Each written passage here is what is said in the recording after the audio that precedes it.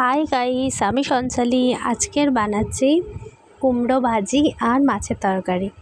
তো আমার এই বড় ভিডিও আমি অলরেডি আমার চ্যানেলে আপলোড করে দিয়েছি, তোমরা ওখান থেকে দেখে নিও। আর এটা একটা ছোটো মতন মিনি ব্লগ করলাম।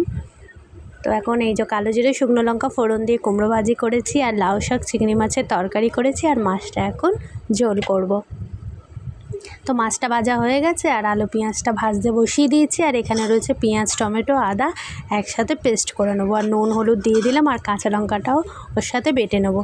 এই দেখো আমার চটপট হয়ে গেছে মশলাও বাটা। তো বড় ভিডিও অলরেডি আমি আপলোড করে দিয়েছি, ওখান থেকে তোমরা বন্ধুরা প্লিজ দেখে নিও, আর চ্যানেলটিকে সাবস্ক্রাইব করে দিও, আর প্লিজ সাপোর্ট করো, আর ভালো লাগলে লাইক করো, শেয়ার করো।